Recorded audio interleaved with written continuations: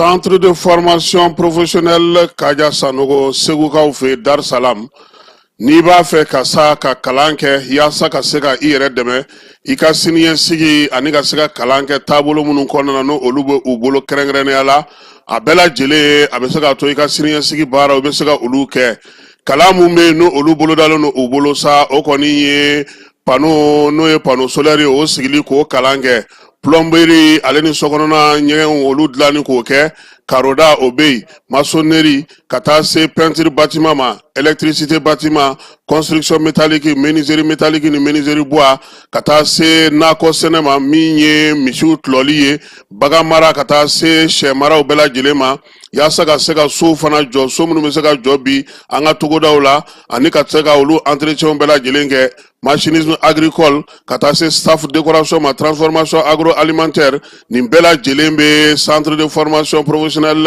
Kaja Sanogo la biogaz k'o faamuya k'o dɔngala kari min ye ɲamaw ye k'olu bayɛlɛmali baaraw kɛ fo ka taa se ɲamaw yɛlɛmali ma ka se k'olu kɛ nɔgɔ ye nɔgɔ min bɛ se ka mago ɲɛ yaasa ka sigida kɛlɛli kɛ centre de formation professionnelle Kaja Sanogo ale bɛ nin bɛɛ lajɛlen boloda karamɔgɔ jolenw b'u bolo minnu ye kalan kɛ ka kalan faamu n'u yɛrɛ bɛ se fana ka se ka denmisɛnninw bɛ mun kalan k'u kunna ka se k'a lawaleya teliya la nin baara bɛɛ lajɛlen sigilen don u bolo yaasa aw ka se ka ye nin ko in na sa a b'aw senfa berebere ka taa min ye segukaw fɛ Medine min ye centre de formation professionnelle Kaja Sanogo ye k'a b'a da bɛɛ lajɛlen tulo ka sa tɔgɔ sɛbɛn kɔni olu daminɛna segukaw fɛ yen min ye don o don ni dimanche sen bɔra la k'a daminɛ nɛgɛ kanɲɛ 8 ka taa se nɛgɛ kanɲɛ 16 ma yaasa aw ka se ka kunnafoni jɔnjɔnw sɔrɔ sa a bɛ nɛgɛjuru sira n'o o ye 76 03 12 23 a bɛ se k'o gosi min ye 66 03 12 23 walama a bɛ se ka bɔlɔlɔ sira fana lajɛ Alassane Traoré min ye 875 ye ka se ka min ye arobase kɛ gmail.com yaasa aw sen ka se ka don u ka kalanko la min ye centre de formation professionnelle Kaja Sanogo ye ale ɲɔgɔnna ka dɔgɔ bi kalandege ale ni baara ko o ta na sira la an ka jamana kɔnɔna Elhaj Amadou Adital diinɛ kuntigi ba de don ɲɔrɔ kɔnɔna na Tijaniya o bolofara min bɛ ɲɔnɔ olu ka kalifa de don a minɛna an bɛ dugawu kɛ ka fara silamɛ diinɛ mɔgɔ bɛɛ lajɛlen ka dugawu kan an miirina b'a a la a bɛ yɔrɔ yɔrɔ nin waati in na an bɛ dugawu kɛ a ka se k'a yɛrɛ sɔrɔ min ye Cɔrɔnɔ Amadu Adital ye maa minnu ni a bɛ u bolo an b'a yirula k'a fɔ silamɛ don laadiri don baarakɛla don faso kanuna don miiriya ɲuman ka bɔ Mali silamɛ bɛɛ lajɛlen yɔrɔ ka ɲɛsin a ma yaasa a ka bilali bɛ se ka nɔgɔya cogo min na a ka segi ka na a ka denbaya kɔnɔna na ka na an bɛɛ lajɛlen sɔrɔ o ye an ka laɲini ye an bɛ dugawu kɛ ka fara silamɛ diinɛ bolofara bɛɛ lajɛlen ka dugawu ka fala ye bɛɛ bɛ seli la bɛɛ bɛ bato la zaviyaw kɔnɔna na misiriw kɔnɔna na tarikatigiw bɛɛ lajɛlen wulilen don k'u jɔ bi an bɛ ta fara u ta kan min ye an ka nin cɛkɔrɔba ɲuman in ye min y'an ka nin kalifaba in ye min y'an ka nin mukadamba in ye a ɲuman bɛ se ka segin an ma cogo min na an b'o o dugawu kɛ ka fara silamɛ ɲuman bɛɛ lajɛlen ka dugawu kan ala k'an tulo don kibaru ɲuman na.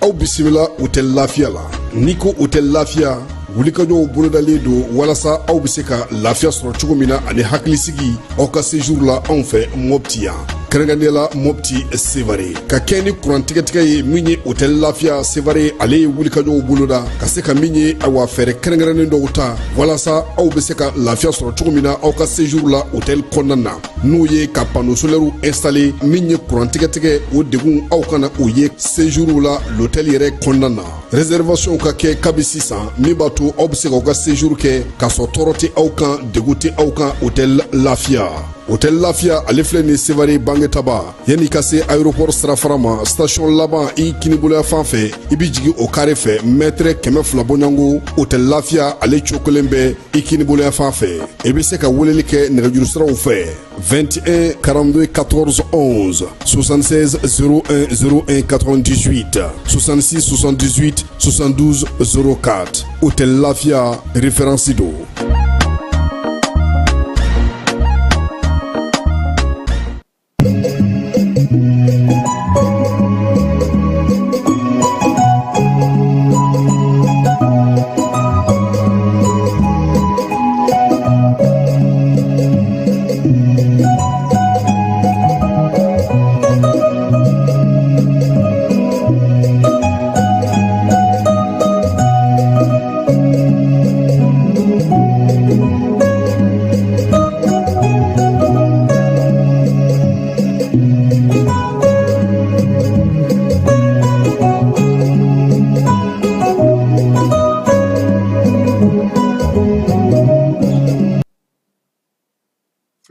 ni an lamɛnbaaw k'aw bɛɛ lajɛlen fo k'aw waleɲuman dɔn.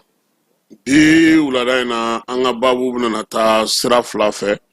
Sira fɔlɔ o ye ka kibaruya dɔw di aw ma min ye sira filanan ye sa min ye Mala Jara ale bɛ Mala i n'u la. Kasim yɛrɛ n'u la. I nana an ka kɛnɛ kɔnɔ bi an k'an ka baabu sigi. Parti politique ɲɛci jumɛn b'a la? Kosɛbɛ. Démocratie ni parti politique yɛrɛ kɛra sira ka mun k'an ka jamana kɔnɔ. N'Ala sɔnna a ma n'an tilara kibaruyaw la an na baabu ale da don. N'Ala sɔnna. Parti politique an bɛ t'olu ka hukumu kɔnɔna na ka kɛ ni ko n'a cogo ye jamanakuntigi ale ni minisiriw tɔw bi conseil des ministres la olu kɔni ye décret dɔ ta sa décret min b'a yira sa k'u y'u sinsin fɛn caman kan min ye sariya sunba min b'an ka jamana kɔnɔ u y'u sinsin o kan. Farancɛla fanga tɔgɔla sariya min bɛ n'a fɔ ma charte minisiriw yɛrɛ jɔyɔrɔ ko ka taa se fanga yɛrɛ sinsinnen don fanga bɛ baara kɛ ni fɛn minnu ye ko ka kɛ ni jamana taacogo ye nin waati na sa min ye jamana yɛrɛ kɔnɔna na waleya minnu bɛ sen na n'o o ye waleya gɛlɛnw ye waleya minnu b'a to bi ni bɛɛ lajɛlen yɛrɛ kumasegun talen don. Sɔgɔmada in na an ye kibaruyaw di cogo min na k'a fɔ a ɲɛna k'a fɔ ko min ye Bamakɔ kɔnɔna na yan jamana ale ko kun taabolo kun bɛ nin ka na maa caman dabali ban ka sababuya kɛ mun ye wulikajɔ minnu labɛn minnu bɛ sen na ka kɛ parti politique olu ka tɔn dɔw ma tɔn dɔw minnu ye welewelemada kɛ k'a yira u ka tɔndenw la sa k'a fɔ k'u kun bɛna taa ɲɔgɔn sɔrɔ Bamakɔ ale bɔlɔnba kɔnɔna na tuguni o hukumu de kɔnɔna na sa min ye parti politique ka o wulikajɔ in hukumu de kɔnɔna na sa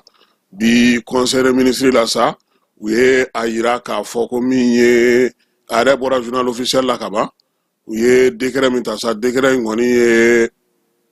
nin kalo in tile 7 san 2025 parti politique ani tɔn minnu bɛ yen n'olu ye parti politique ladegew ye ko olu ka wulikajɔw bɛɛ lajɛlen ka jɔ constitution o lajɛlen kɔfɛ charte lajɛlen kɔfɛ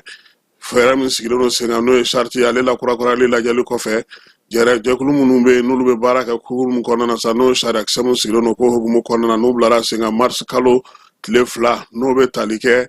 min ye maaw wele cogo ani maaw lamɛn cogo ani maaw ka taa ni ka segin ko bɛɛ lajɛlen ka fɛɛrɛ min sigilen don o la sariyakisɛ min fana bɛ an ka jamana kɔnɔ n'o bɛ tɔnw ko fɔ sariyakisɛ min b'an ka jamana kɔnɔ n'o bɛ parti politique ko fɔ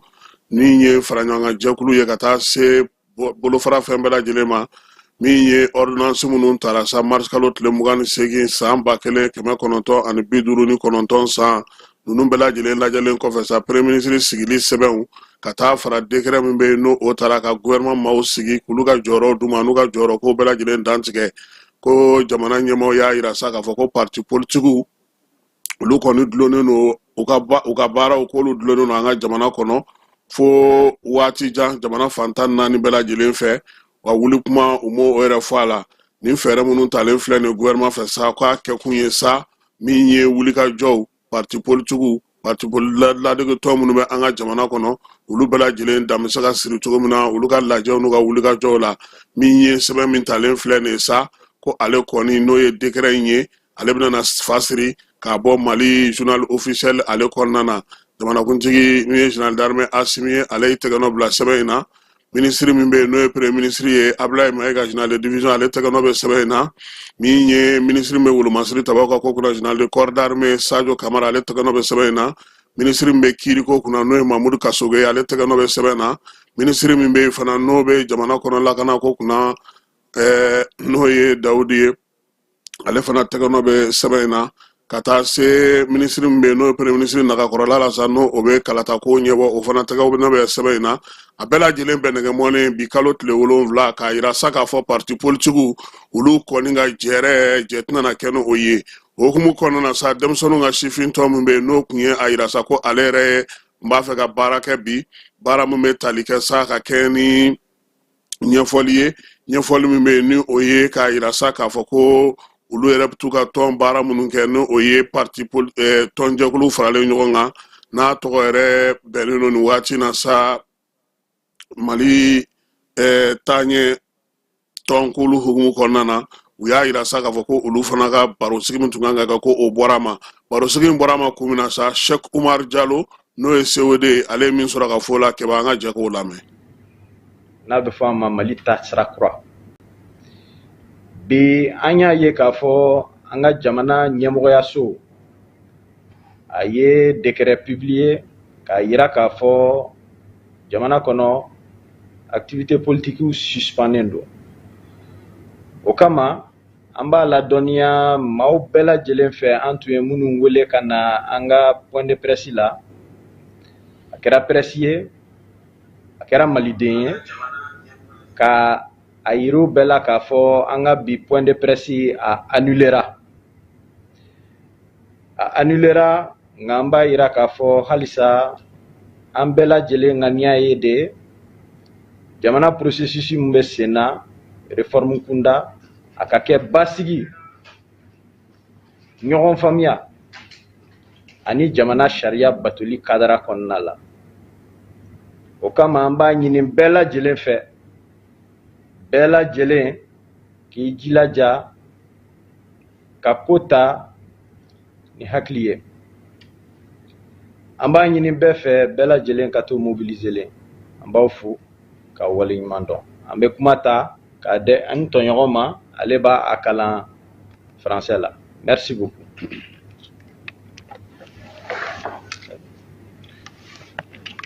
Bonjour chers compatriotes. Nous avons ce communiqué dont la teneur suit concernant notre point de presse qui était prévu aujourd'hui au CICB. Alors, suite au décret suspendant les activités des partis politiques, nous informons la presse ainsi que l'opinion nationale de l'annulation de notre point de presse initialement prévu ce jour au Centre international de conférence de Bamako, CICB. Nous réaffirmons à nos compatriotes notre engagement total en faveur d'un processus de réforme du multipartisme apaisé, constructif et respectueux des principes républicains. Nous appelons l'ensemble des acteurs à faire preuve de responsabilité et à œuvrer dans le respect de l'ordre républicain. Restons mobilisés. Aïwa, ka keni okwe alibi, bololo sanfe, maître Muntagatal, ale bora ka kiwari adi, komi nye jere jekulu mube no ye parti politiku ni jekulu ye ununu kunganga nyogonye ke bi Bamako CICB konnana, yasa uka ninkalo intile kononto jumado no kundaje kunganga damine kamini nege kanye tanu flawati, ko yasa ka seka o laje sigi sengelenga sa ko labe, inafo ko tunye anyofo nyogo yena chogomina, kuya irasa ka foko o lajɛ mun tun ke CICB kɔnɔna bi ko o bɔra ma ko sabula ko gouvernement ko ye laɲini min kɛ bi n'o ye ka irasa ka fɔ parti politique ka wuli ka jɔ n'u ka ɲɔgɔn ye ko olu bɛɛ lajɛlen kɔni dulonnen no fɔlɔ ko o min yɛrɛ taara gouvernement fɛ k'o tɛ sariya ye ko sariya sɔsɔ don ko ni ala sɔnna ma maître Muntagatal ka bataki la k'u bɛna wuli ka sariyatigiw olu sɛgɛrɛ joona yasa gouvernement filɛ nin ye ka ni sariya min ta nin n'o tɛ sariya ye u bɛ taa da yira bɔgɔ jeninen kan yasa ko ka se ka sɛgɛsɛgɛ teliya la i n'a fɔ a yɛrɛ kɛlen don k'a sɛbɛn cogo min na nanzarakan na yan ko k'a kɛ procédure d'urgence ye ko komi u kun bɛnna ko minnu ka kɔrɔlen k'u na to sa ko yasa min ye jan minnu bɛ ka da u ɲɛ ka olu pan yasa u ka laɲini bɛɛ lajɛlen bɛ se ka sabati cogo min na a ko fana ko min ye fɛɛrɛ minnu b'u bolo sariya kɛlen don k'u yamaruya ni sariya minnu ye min ye sariya sunba kɛlen don k'u yamaruya ni sariya minnu ye k'u na to olu kɔfɛ wa olu tɛna kɛ dɛnkɛrɛfɛmɔgɔ ye cogoya si la min ye baara kɛcogo minnu bɛ yen n'o b'u bolo bi u na olu fɛɛrɛw bɛɛ lajɛlen sigi yasa min ye u ka laɲini ye min ye sa u bɛ se ka kɛ min ye tiɲɛ ye u bɛ se ka bange cogo min na sabula jamanadenw ko olu kɔni o donu de bɛ ɲɔgɔn bolo wa min ye jamanadenw ye u bolo de fana ka baara la yasa Mali ale bɛ se ka se sɔrɔ cogo bi hali bi min ye baaraw kɛcogo ɲuman na maître Muntagatal sɛbɛn a y'a fasiri k'a bila bɔlɔlɔ sira o sanfɛ ka kɛ ni u ka jɛrɛ min tun kan ka kɛ jɛrɛ min ni a bɔra a dɔgɔkɔrɔ yasa u bɛ se cogo min na k'u labɛn yasa ka se ka fɛɛrɛ tigɛ sa kiiri ko ta nasira fɛ min ye kayikaw fɛ ye kunungo dugudenw olu kɔni bɔra sa k'u ka nisɔngoya yira k'a yira sa k'a fɔ sa ko olu ka bɔli kun tun ye mun ye laɲini min tun bɛ olu bolo o tɛ laɲini caman ye koyi u y'a yira sa k'a fɔ ko parti politique ko k'olu ci ka bɔ yen bɔgɔbɔgɔ min ye maa minnu bɛ sa n'olu bɛ wuli ka jɔ la bi k'a fɔ ko ka démocratie fɛ ko ka o fana dan sigi o la min ye kayikaw ye u kɔni taara sa ka t'u ka sɛbɛn di u ka gouverneur ma k'a ɲini o fɛ sa fɛɛrɛ ni dabali bɛɛ lajɛlen ka se ka sigi sen kan yasa olu ye laɲini minnu kɛ u ka jɛrɛw sen fɛ sa olu bɛɛ lajɛlen ka se ka lawaleya ni waleya ngoni nebe sena kunungo kaikaw ulu yo o wuliga joke ka irasa ka foko mi collectif Mali Tasira ale fana kunga barosigi minga bi o barosigi borama sabula irala ka foko parti politique ko ulu ni parti politique la dego kulu ko nga baraw belajelen dlona nambora amta sew kaw fi drogu brigi bi kononton ani nani o de minena segu no e cannabis ye mi nye douane lakaw ulu ka wuliga jombe ye no e service d'intervention ye service section ou ka section mi nye shiro no recherchement douane kona na segu kaw fi ko Mercedes do kon sa o falen tew drogu la uyu tegada o de ka sebugu kaw fi akungale no ki kunda Bamako ka mi nye sege ni nyini no e douane lakaw ye sautara soro drogu koni kilogramme bik oro ani segi ode tuma kono musa ka bita ere soro fo sefa wari million biolon vla kemeduru ani biduru kemeduru ani mugan nyogona na ko o wari mu no fem o mi minalen flani no numbolo ni wati na sa ko obna na to mi nye douane la kaw ye ka bla kata fanga ale ka bologa segu douane ale mamuni en wuliga joga ni chesiri ka sa Alassane Sissoko ale nye folike gausu jakite balanza info mau ulutara uluna meje ka baraka nyonga fe ni wati na ani che aka déplacement la ani ingalla ani Serge Woreke ani doin à peu près à beka su nyona ninta kera Sebugo rond-point ani tab mako a heure nous fana presque à heure bekra heure killing c'est une grave vers 19h50 toujours le flair du douanier donc il y a chi ne marala ni fouli babola donc un Mercedes intercepté rond-point na a conduit kana kuru kono kashi kele fana ko aménager le no ka bagage num bla kono donc en kelen ka bagage bla ron num la je siège korolaw ani côté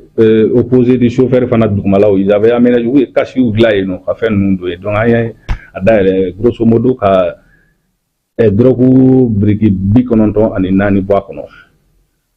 briki bikononton ani nani à peu près la valeur peut aller à 77 250 000 francs CFA. Bon, la Dakar mimbe face au bara amenyogon de maladie. Douane, notre mission régalienne de renflouement des caisses de l'État. Douane si vous de la recette face au caisses là. Anika jamana deun fana lakana tanjuguma no e fraxeu no e drogue o bebanga barakono donc ambolu de ka barala ni ame police ni ame gendarme ni ame sorasi ni ame douanier ambe be jamana deun ga baradila donc ame wole da kam da gande manga barala toujours ni ouye walaye umami famu gaso tigla moma o ka yuli ka nyeni donc angon buka bla la chou ani clé on est beau da candidat Mali be plus précisément c'est que population yi depuis départ y a fo nana ñu wonde me toujours ambora ka doke ko say na ma ko sebe nanyo wore kera tuguni anga temenai ni kele min fo de luta adabla an yɛrɛ dun fana tɛna dabila parce que an nakun don o kuma an ka taa fɛ a ka ca Ala fɛ ni a ko tigɛra da min na on verra. Voilà, c'est tout ce que j'avais à dire à l'endroit de la population. Anna Sissoko, allez de connaître section de recherche au Nyama et Segu, qui va nous dar chien folo oui. Et Alassane Goni, allez n'y être naïe, ne remna, ne manga mobile voilà. Alassane ana Seko ani dongo o Kenekan sisa yana ani anga mawelele nga nyansoro mi ye ISC ale jonjon o nyini bara obesena im ISC ya sasa kaseka o bara kesa ministre Mamoud Dafe ale ni a tɔɲɔgɔnkɛ n'o ye Ablaye Diop ye olu kɔni ye o ɲɛbila baaraw baara kɛ bi min ye i min ye sa ale bɛna kɛ cogo di a bɛna laɲini bɛna kɛ cogo di a bɛna sigi sen kan cogo di la sa Famara Berté ale ni Mamu Dafe ye ɲɔgɔn sɔrɔ an ka o lamɛn. Sudalen no bi parce que depuis san kelen ni kɔ sisan ani an ka jamanakuntigi saba ni o ye gendarme Asimi Goita ye ale ye confédération ɲɛmɔgɔba ye ani an ka Burkina Faso président n'o ye capitaine Ibrahim Traoré ye ani général d'armée Abdourahmane Tiani o ye Niger président ye olu de ka laɲini ye nin ye nin y'a san kelen ko ye ka jamana saba in kɛ jamana kelen ye ka da an ka danbe n'an ka dugukolo cogoya kan ani an ka faamu n'an ka seko ni dɔnko cogoya kan donc baara caman kɛra nin manda in kɔnɔ mais ni an ye logo dilan a ma mɛn an ye drapeau kelen dilan a ma mɛn nin ye fɛn sabanan min minɛ an ka kɛnɛ in basigi kosɛbɛ parce que IMU ye fɛn min ye a bɛ donna dusu don an ka état du Sahel mɔgɔw bɛɛ kɔnɔ parce que an ka jamana ɲɛmɔgɔ saba ninnu u wulila u donna histoire la parce que farafinna bɛɛ tun ye ko min daminɛ ni y'a san 60 ye n'a ma se ka waleya o de fɔlɔla ka waleya anw fɛ sisan n'a bɛ fɔ ko AES donc IMU bɛna kɛ sababu ye a bɛna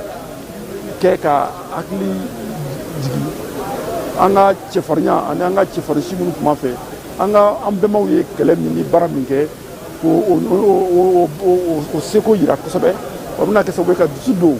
AES denmisɛnninw kɔnɔ u bɛ se ka baara kɛ cogo min na pour que an ka sigida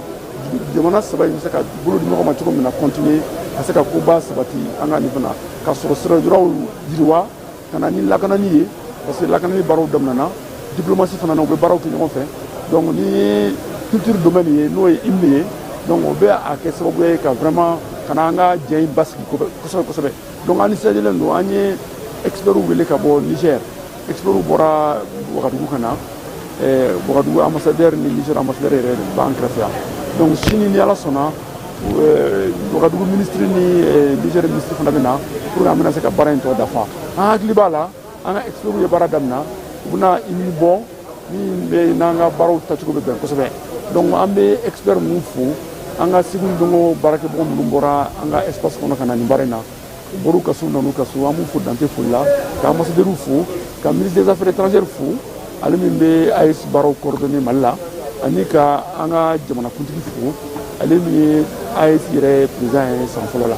donc vraiment ale y'a insister kosɛbɛ ka yira k'a fɔ IMU nin ka gɛlɛn ma kosɛbɛ o de la an y'a baara daminɛ nin y'a kalo kelen ye an bɛna kun cɛ tile kɔnɔ ni Ala sɔnna.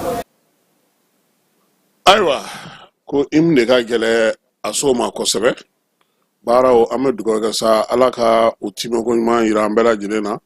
Famara Berté an b'a fɔ Kebamite fan fɛ an bɛ sɔrɔ ka na n'an ka maa bisimilalen bi wulada in na. Dugutigi ni wari dafara e passe d'a kan ka sira di ne ma. Sunkalo e kunkolo a tɛ yen dugu wari ko o d'i ma fo dugu ani dugu dun wari t'a de. O kɔni kuma t'a la sa e ka sama mɔnɛ to yen i yɛrɛ ta. Sita Sidi ka numéro filɛ nin ye wari ci.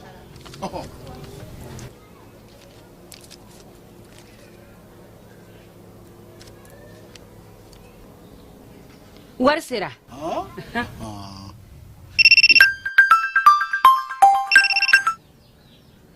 Allo i ye wari sɔrɔ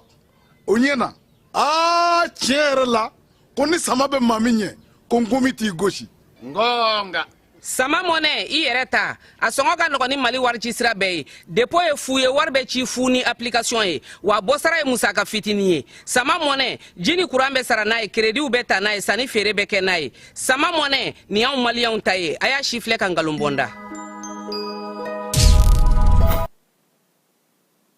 An y'a fɔ aw ɲɛna cogo min na bi wulada in na an ye wele bila Malamina Jara ma an n'ale ka se ka kuma n'o ye Mala ye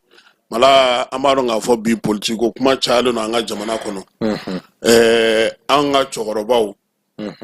n'o ye Mamadu Konate an b'a dɔn k'a fɔ sɔɔni nin kalo in tile 11 a ka somayɛlɛmali o san 69 a baara labɛnw yɛrɛ bɛ sen na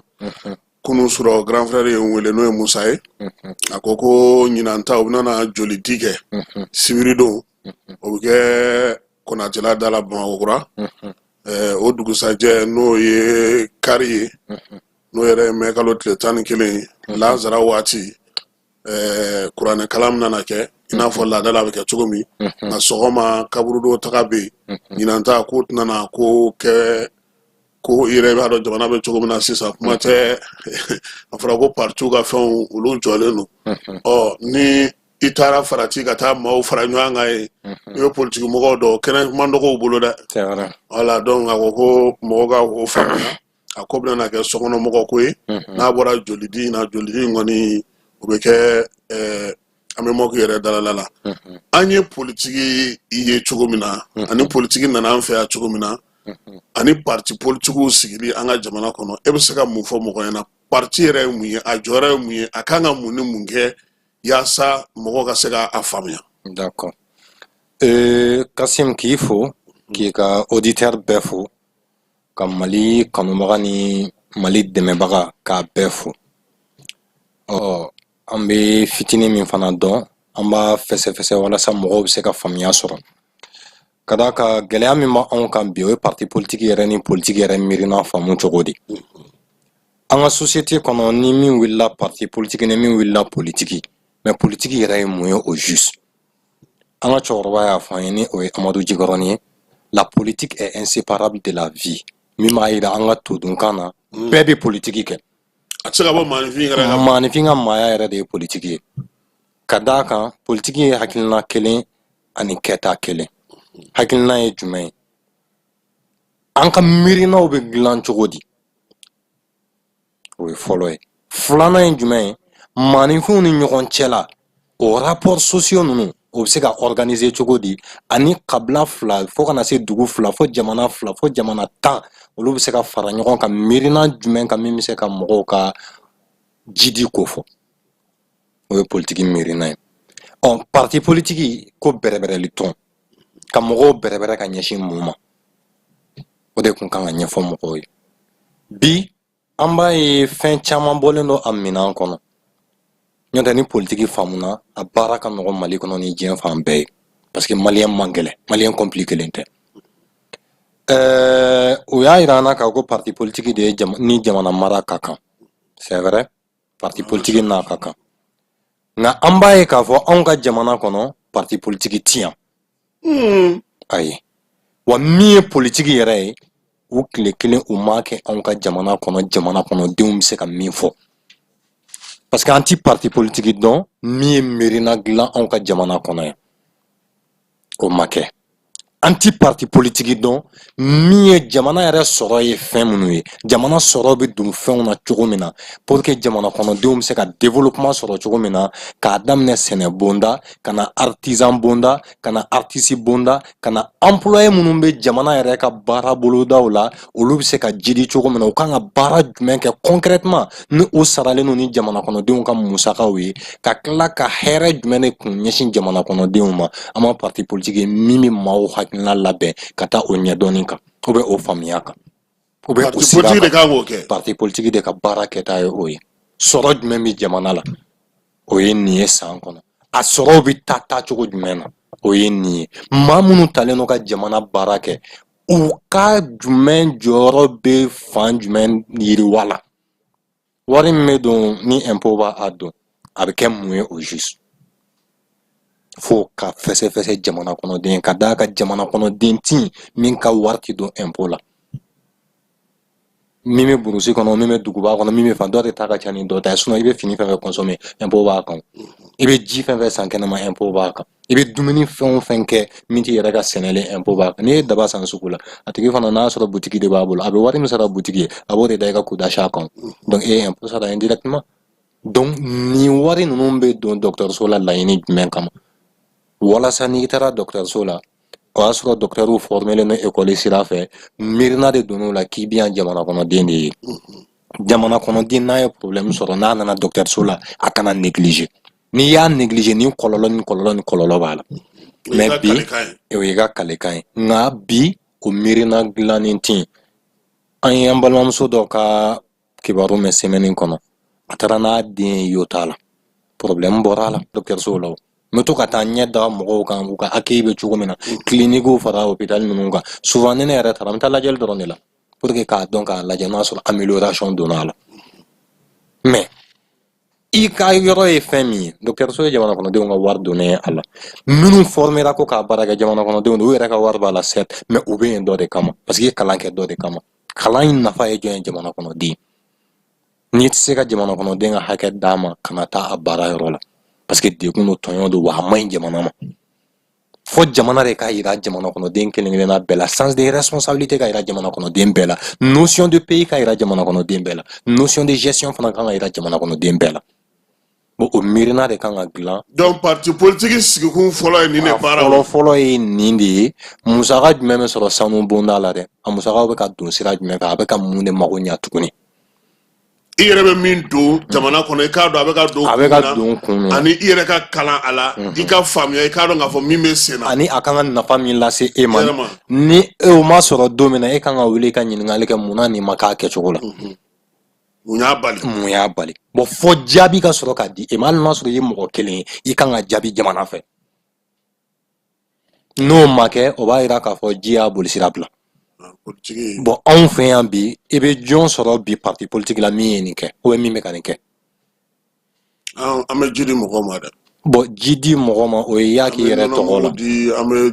n'i ye ne dɛmɛ ka ne ka baara yiriwa n bolo e se ka sira ne ka n tɛgɛ jan i yan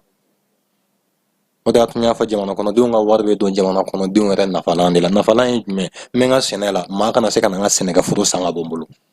parce que an b'a ye k'a fɔ dɔw bɛ taa sɛnɛkɛforo daraki ka b'u bolo olu bɛ balo cogo di est ce que mara kan ka kɛ o kan donc justice kan ka tigɛ cogo minnu na je pense que o fana miirina fana bɛ labɛn jamana kɔnɔden n'i ye nin kɛ i ɲangi i kan ka ɲangi n'i ye nin kɛ nin fana kan ka to i ye nin ye parti ka baara nin ye parti ka baara san kalo 12 san kalo 12 fan bɛɛ fɛ k'a daminɛ bamakɔ yan nɔ fɔ Tinzan mais parti kelen tɛ min ye nin da yɛrɛ ma comme mission an yɛrɛ t'a dɔn ko nin ye parti ka baara d'accord donc kɔnɔ yan fɛn min b'anw fɛ yan si t'a sugu dɔn parce que démocratie kɔrɔ ko le pouvoir du peuple par le peuple et pour le peuple donc peuple b'a daminɛ la a b'a camancɛ la a b'a laban na jama ka fanga jama sago ani jama ka laɲini mais bi an bɛ cogo di jamana kɔnɔ jamana kɔnɔden jumɛn bɛ yen k'a fɔ ko système min sigira kunun k'a fɔ k'an bɛ se k'an tɛgɛ sinsin fɛn dɔ kan k'a ka ɲi mais mɔgɔw dun bɛ ka bɔ k'a fɔ ko démocratie ko bɛ kɛlɛ kɛ ko démocratie o ma bɔ ko démocratie o m'a faamu parce que minnu bɛ yen nɔ ni olu ko k'u ye parti politique ye k'u bɛ ka politique baara kɛ c'est des gens qui sont très doués dans la manipulation u bɛ mɔgɔw ni ka ko ni dɔ hakili suɲɛ na u bɛ se ka mɔgɔw hakilina suɲɛ facilement parce que u b'a dɔn ko tɔɔrɔ dɔ bɛ jamana kɔnɔden bɛɛ kan a mana kɛ kɛcogo kɛcogo an bɛ gɛlɛya de kɔnɔ k'a daminɛ 1968 la du 19 novembre 1968 ka na se fɔ bi ma Mali ma avancé Mali tun bɛ ka segin kɔ de donc o wagati ka jan k'a fɔ ko wagati fitinin kɔnɔ k'i bɛ se k'a bɛɛ ɲɛnabɔ parce que la profondeur des problèmes la mɔgɔw t'u sigi k'a analyser k'a lajɛ depuis 1968 Mali jɔli de banna pewu Mali bɛ ka jigin dingɛ de kɔnɔ ninnu ka nali de kɛra sababu ye dɔɔni jamana ye mun ye dugukolo de kan ka k'i bolo fɔlɔ jamana kɔnɔden de kan ka k'i bolo fɔlɔ jamana kɔnɔden ka hakɛ fɔlɔ min bɛ yen min kan ka kɛ o y'a ka sécurité filanan ye jumɛn a ka balo ka se ka sabati bi sɛnɛkɛ dugukolo min b'an bolo yan nɔ ATT ka kuma na ko nous avons à peu près 65 millions de terres cultivables ne ma da la k'a fɔ ko o bɛ diɲɛ jamana bolo k'o bɛ tila ka dɛsɛ k'a yɛrɛ balo mais bi an y'a ye le Mali a besoin de 20 millions de tonnes sinon est-ce que jamana saba in tɛ plutôt jamana 13 jamana 13 20 millions de tonnes Mali gansan bɛ se k'o produire ka di olu ma sinon plus office du Niger min gansan b'an bolo k'a aménager k'a ɲɛ dɔrɔn a bɛ se k'a di miliyari joli bɛ se ka taa o la mais san o san wari mana di o bɛ dun a bɛ dun jɔn fɛ parce que c'est le système qui ordonne qui autorise les gens à manger wa fɛn ti bɔ a la parce que fɛn ti bɔ a la ka d'a kan politiciens ye système min sigi o y'u yɛrɛ de protéger k'u yɛrɛ de couvrir tant que olu b'a kɛ foyi tɛ yen mais tant que jamana kɔnɔden bɛ ka tɔɔrɔ olu mako t'o la mais bi mɔgɔw ti k'o faamu dɛ Mala bon f'a ka ɲɛfɔ de n'a ma ɲɛfɔ a fana ti faamu parce que olu bɛ k'a tɔ dogo de ka taa fɛ k'a kɛ i n'a fɔ binkanni bɛ ka k'u kan o de y'a to ka maninfinw ka degun k'o de utiliser u bɛ k'o de ta bi k'o kɛ ka kɛlɛ kura kɛ kɛlɛ minnu ka na o sinsin donc kɛlɛ laɲini olu ka lafiya mais jamana kɔnɔden ka tɔɲɔ o mago foyi t'a la mun b'o yɛrɛ la fɛn bɛɛ bɛ kɛnɛ kan bi justice bɛ cogo min na bi olu de y'a justice système sigi mais u kun kan k'a ɲɛfɔ a bɛ se ka dilan cogo min na u kan ka jamana kɔnɔdenw orienter k'u dɛmɛ problème bɛ jamana kɔnɔdenw kan k'a wuli ka bɔ yen an ye mun ta k'a ka kuma lamɛn kɔsa in na an b'i kanto k'u ka camarade minɛlen don ko Lewura ko k'a bila mais a ye min kɛ o ma fɔ mais jamana kono den jolbi kasola u madel ka ta ali munu nyininga ka assistance sociale apporter u be ka hakna yirula awen de ngona ambaw deme be kaso bona munu ya ira ka ko binkera u kan malle kono ya no fama wa ka bi datu go wa kla ki datu go foti wala donc jamana kono dinga hakay me jamana ko la olu di nana ni o système yan parce que olu de justice sigi ka kla ka aken nindungo ko nyere fe mo ta ko ka gérer donc problème nana chaya fo kana ken normali mo ko bulu donc fɛn manga ke o kɛra charia yɛrɛ parce que en réalité charia mi yɛrɛ bɛ ta ko appliquer o ti bato maa de bɛ bato ya maa min bɛ ka charia tigɛ dɛ o de ko k'ale sago bɛ kɛ charia ti lajɛ wa charia yɛrɛ fana kelen min bɛ sɛbɛn k'a da i b'a ye k'a fɔ charia ma faamu parce que a tɛ se ka faamu fana ni i ka ko nul n'est censé ignorer la loi nul n'est censé ignorer la loi maa joli de bɛ min kalannen no Mali kɔnɔ jome ka a ɲɛfu ye ko charia alu ka kan yɛrɛ la fɔlɔ yɛrɛ voilà jome ka a ɲɛfu ye ko charia taasira ye nin Mali dannen tɛ Bamakɔ Mali Bamakɔ yɛrɛ maa kalannen tɛ yan a man ca dɛ non maa kalannen yɛrɛ tɛ yan Kasimi école minnu b'an bolo jɔn nana ni nin école système ninnu y'anw fɛ yan politique mɔgɔw tɛ yan mais u yɛrɛ bɛ sɔn u denw ka taa kalan a kilasiw kɔnɔ a écolesow la public la ayi mun na est ce que a dabɔra o la maaw ka kalan n'a dabɔra de maanifin k'i yɛrɛ détruire u bɛ ka maaw kalan k'u yɛrɛ de auto-détruire parce que espoir fu bɛ ka feere ma mais kalan tɛ yen dɔnniya t'a kɔnɔ min bɛ se k'i développer o de y'a to mɔgɔw b'a ko ils sont diplômés sans emploi mais kalan man ka kɛ k'a fɔ dɔrɔn ko i ka na employé o kalan kɛ kun ye i ka kodɔn dɔ sɔrɔ i ka se k'i yiriwa i yɛrɛ. i ka kuma faamuya sisan ne ka daɲɛ fɔlɔ la parti politique yɛrɛ kan ka kɛ min ye parti politique kan ka baara min kɛ majɛ bɛ o yɛrɛ la fɔlɔ olu yɛrɛ de ye majɛ dɔn o la fɔlɔ u y'a kɛ de olu yɛrɛ ka diɲɛnatigɛ ɲali sira k'o dɔrɔn de préserver ka ɲinɛ jamana ni jamana kɔnɔdenw kɔ a dun fɔra tuguni ko ka parti caya ko ka kannabila kɛ mɔgɔ bɛ se cogo min na ka se ka tɔn sigi mun ka di u yɛrɛ u dungɔ tɔn o tɛ fɛɛrɛ de pour que désordre ka caya jamana kɔnɔ halisa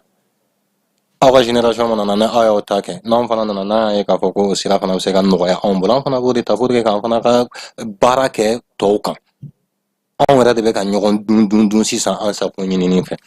parti kan ka jamana développer mais anw bɛ k'an ka jamana jigin dingɛ kɔnɔ mais anw yɛrɛ personnellement ka développer mais bɛɛ dun b'a dɔn tant que jamana développer len don jamanaden bɛɛ bɛ lafiya sɔrɔ mais maa damadɔ ni clan damadɔ ni parti politique damadɔ ni olu ye hɛrɛ sɔrɔ jamana kɔnɔdenw bɛ lafiya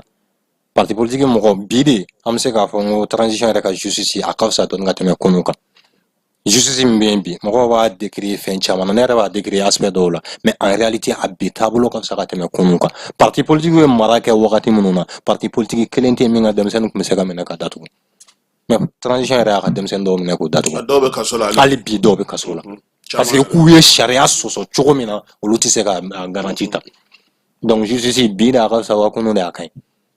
k'a daminɛ alifa tile la ka na se fɔ IBK tile ma mun kɛra fɛn min kɛra an y'a ye a kelen tɛ min ka mɔgɔ tun bɛ se ka minɛ k'a datugu mais transition ka wagati la u sera k'o dɔɔni kɛ mɔgɔ caman fana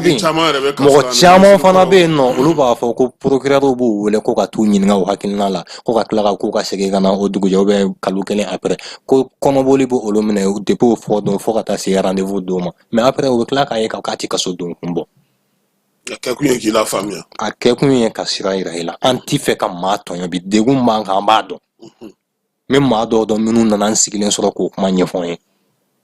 seko ni dɔnko tigila maa caman y'a ta fɔ n ye voilà denmisɛnnin caman rappeur y'a fɔ ɲɛna k'u welela o b'a yira k'a fɔ f'u ɲɛna nin ka ɲi nin ma ɲi aw kana nin kɛ o de y'a to an b'a fɔ ko halisa jamana mara la f'a ka ɲɛfɔ jamana kɔnɔden parce que an bɛ fɛn dɔ an t'a dɔn ko problème don dɛ an t'a dɔn ko problème don o de y'a to hali kɔsɔn an ka jeli dɔw welela o an ka marabaa dɔw welela k'a f'u ɲɛna ni ye u fɛ mɔgɔw ye k'u ka kuma u fɛ o caman de bɛ kɛ cybercriminalité hali n'a y'a sɔrɔ procureur man d'an ye nka u bɛ ka baara dɔw kɛ minnu ka ɲi an ma parce que diya ɲɛ o ye sentiment personnel ye quoi mais min ka ɲi bɛɛ ma u bɛ k'o kɛ an k'a lajɛ procureur Touré filɛ nin hali n'a sɔrɔ a ka ko man bon m'a fɔ tan chose personnelle ye mais en réalité nin ka dɔgɔya Mali kɔnɔ a ma diya jɔn ye adama bɛ ka tugu a la bi a ma diya jɔn ye hali n'a sɔrɔ Kulubalilakaw ta ye Turelakaw ye ne yɛrɛ ye Kulubali de ye fɔlɔ je suis Kulubali avant d'être Jara awɔ ne lamɔna Kulubalilakaw de bolo c'est après mes 10 ans que je suis Jara donc fɛn dɔw don a ɲana an ma hali n'a sɔrɔ a man d'an ye hali bi an yɛrɛ bɛ to k'an sigi k'a lajɛ maa minnu b'an neni jamana kɔ kan i ma ye mɔgɔ dɔ bɛ to k'a fɔ pour que k'u ka 1 heure dɔrɔn di an ma an k'an mɔnɛ bɔ u la pour que u ka tila ka segin ka na n'a ye mais pourquoi tout ça parce qu'en réalité ils ont fait quelque chose ils l'ont réussi bon n'a ye réussira an b'o bonya segin u ma. Ayiwa mala parti politique u fana sinsinnaw bɛ yen dɛ. ko jumɛn. min ye parti politique ye. ko démocratie. a kan ka se ka baara kɛ a yɛrɛ ye. a kan ka bɛɛ y'a fɛ mais nka bɛɛ y'a ye munna a ma faamuya anw fɛ yan de. A nacogo yɛrɛ kɛra janfa kan fɔlɔ. Oui. An bɛ an ka politiciens ɲininka toujours la révolution du 26 mars 91 qui ont trahi. Jɔnni ye janfa kɛ. Janfa kɛra a la. cogo di Mala. Mɔgɔw bɔra min kama a si ma sɔrɔ. A kelen tɛ min a tɛ na. mais bi olu fana b'a la ko transition fana ye sira bila dɛ. Transition mana sira bila jamana kɔnɔdenw kɔni bɛ ka nafa dɔ sɔrɔ transition nin na. Hali n'a kɛra sécurité bunako ye. Parce que bien qu'il a les récupérer f'an kana ɲinɛ o kɔ. Ne yɛrɛ ka nisɔndiya yɛrɛ fɔlɔ transition kɔrɔ k'i da les récupération don. Parce que a ye jɔnya juru tigɛ ka bɔ an kan. Anw ta ye fɛn min ye surakaw ka n'o minɛ an na an ka jamana kɔnɔ. Algérie, Mauritanie ani diɲɛ suraka jamana fɛn fɛn bɛ yen u bɛɛ kun farala ɲɔgɔn kan. A minɛli hali bi ko k'u t'an to an ka lafiya parce que o kɛra. O ye cɛya wale dɔ ye ne bɛ min fɛ. Min ye ne kunkɔrɔta n bɛ se ka kuma ni filan bɛɛ ɲɔgɔn a bɛ segin u bolo. A binna cogo di? Mun y'a bin? O de y'a to n y'a fɔ système min bɛ yen o de y'a to a binna. Donc fo système yɛrɛ de ka wuli ka bɔ yen pewu pour que maliyɛn ka lafiya sɔrɔ. Mais an ka mɔgɔw ma se ka rupture kɛ fɔlɔ halisa olu bɛ ka politique mɔgɔw ka gestion cogo ni min tun bɛ yen olu bɛ ka minɛ o cogo la ka na. Fo ka bɔ o kɔnɔ. Fo rupture totale de ka kɛ pour que système judiciaire kura ka sigi système éducatif kura ka sigi système sanitaire kura ka sigi défense yɛrɛ bɛ cogo min na bi o kelen de sera ka yɛlɛma don a yɛrɛ ka baara bɛɛ la. Ale y'a ta o yɛlɛma Sadio. Mais fɛn filɛ diplomatie filɛ nin ye bi fɔlɔ politiciens tun bɛ maa kɛ ambassadeur ye fana pour que k'i gɛn k'i mabɔ jamana ka gestion ni fɛn ninnu na mais o système kelen de bɛ ka continuer bi o de y'a to maliyɛn bɛ diɲɛ fan o fan il se sent délaissé parce que an ka ambassadeurs t'u jɔ u jɔyɔrɔ merci beaucoup donc politiciens b'a fɔ ko démocratie min ko a nana démocratie o yɛlɛn don jɔn fɔlɔ fɛ Zumana Sakɔ kelen parce que a y'a yira 30e anniversaire de la démocratie a ye kuma min fɔ mɔgɔw ka segin ka taa lamɛn démocratie minnu ko k'u ye jamana mara o ye fɛn min kɛ pour que ka Zumana ninnu détruire a sira bɛ yen. Muntaga yɛrɛ ka kuma la ko 92 ko namara kɛra ale la ale kun ye deuxième mais u nana kɛ troisième ale ye mɔgɔw wele ka taa omnisport la mais pour ne pas que joli ka bɔ ale y'a accepté donc depuis a daminɛ a kɛra janfa kan a kɛra nkalon kan fɛn min daminɛna janfa ni nkalon kan mɔgɔ bɛ se k'i jigi da o kan k'o bɛ se ka na ni hɛrɛ ye yan. N'u ko ko élection ko o élection yɛrɛ min filɛ nin démocratie ye mun fɔ le pouvoir du peuple par le peuple et pour le peuple mais a bɛ ko dɔ de ko fɔ l'implication du peuple. Jamanadenw sen ka don a la. Jamana kɔnɔdenw yɛrɛ ka investigation ou bien investissement. Mɔgɔw tɛ sɔn ka taa kalata la dɛ. A ma ɲɛfɔ ka faamu fɛn min ma faamu o bɛ se ka kɛ yan ne bɛ n sen don fɛn na ma fɛn min faamu wa burusi kɔnɔ mɔgɔ 10 de b'u bolo k'a perdu manamanako la Bamakɔ yan ni manamanako ka ca n'i taara burusi kɔnɔ bi e yɛrɛ m'a fɔ ko e ka mɔgɔ ye ka dumuni kɛ kɛnɛma e y'a ye Bamakɔ yan siɲɛ fɔlɔ merci beaucoup mais burusi kɔnɔ dumuni de bɛ san ma faamu dɛ burusi kɔnɔna filɛ nin ye bi nasɔngɔ de bɛ bɔ fan caman non i bɛ baara min kɛ i b'o de dun dɔrɔn olu ka mako tɛ ko caman na ɲɛnamaya kɔnɔ c'est pourquoi olu tɛ se ka u ka baara bila a kama ni an ma taabolow ɲini k'a dɔn ka tabiyaw ɲini k'a dɔn ka sigiyɔrɔw ɲini k'u étudier k'u dɔn an ka mara bɛ kɛ fu ye on ne peut pas développer un pays qui n'est pas organisé. Banque mondiale ni fɛnw bɛ tɛgɛrɛ fɔ an kunna k'a fɔ ko anw de kun ka ɲi an de kun y'u ka kalanden ɲɛnamaw ye an de bɛ baara kɛ ka ɲɛ an de bɛ kalata kɛ. O ye maliyɛn nature de ye maliyɛn nature de ka ɲi o de ka d'an ye o de ka ɲi maliyɛn yɛrɛ de ka ɲi maliyɛn nature de ka ɲi mais mun bɛ ka maliyɛn tiɲɛ ko kura minnu bɛ ka don an fɛ tubabu jɔnya arabu jɔnya o de bɛ k'an bɔ an sugu la k'an kɛ dɔwɛrɛ sinon kalanbolo min b'anw ka société kɔnɔ yan a tɛ diɲɛ fan si fɛ c'est pourquoi an k'an ka waso n'an yɛrɛ n'an y'an yɛrɛ ɲini k'an yɛrɛ dɔn problème bɛ ban o. Donc élection tɛ se ka k'anw ka fura ye. Élection ma deli ka kɛ anw fɛ yan nɔ une élection dite démocratique la a ma deli ka kɛ Mali kɔnɔ n'i bɛ n yamaruya u yɛrɛ ka chiffre officiel fɔ u yɛrɛ ye minnu fɔ a bɛ réseau fan 14 bɛɛ mɔgɔw ka taa dɔrɔn élection organisation n'a ye résultat u k'a ta bɛ Google sanfɛ ordre ko t'a la désordre ko t'a la u b'a bɛɛ bɔ a bɛ essor kɔnɔ a bɛ code constitutionnel ka kumaw la a bɛ réseau fan 14 bɛɛ référendum 1992 an dontɔ yɛrɛ démocratie la a bɛ fɔ ko démocratie min ye Taux de participation, 42,32%. 42,32%. Donc, démocratie est là, normalement, oui, caduquée. Parce que courant m'a atteint. Bidrouna, qu'on fait. Kayele. Tant à masso, ça veut dire que c'est caduc. Ode Kuyanga Kalata Folloy. Oui, Folloy. Oui, référendum. Présidentiel 92. 20,97% de participation. 20,97%. Aïe, 20,97%. De participation. Candidat Rachan, c'est-à-dire. Aïe, taux de participation dans nombre d'inscrits et nombre de votants ni olufla à calculer qu'à la munu sendo kalata RL 20,97%. Ça veut dire que l'élection est, ce n'est même pas une élection démocratique. Taux de participation de Bidjatemene, Sénégal tamingera tout près. Taux de participation des populations 73%. 73%. Taux de participation. Voter résultat est Kaku Kasa voter, Kasama voter. Merci beaucoup. Minou fera la mais on fait 20,97 au premier tour. Deuxième tour, 18,02%. Taux de participation de Alpha président. Alpha ni Tchaoulé Mamadou Konaté. Alpha président. Ça veut dire que ce n'est pas une élection. Taux de participation n'a pas atteint le quorum. Tant que ça n'a pas atteint le quorum, l'élection au suffrage universel direct, là, ça n'a pas de sens. Ce n'est pas démocratique. Alors que Famba Minou a inscrit. C'est toujours comme ça. Présidentiel. Présidentiel 97, à 28,4%. On a le taux de participation mais à présent. 92e Alpha Tagoflana. 97. Donc, 97 législatives là, nombre de votants qui a raté le nombre d'inscrits. Oui.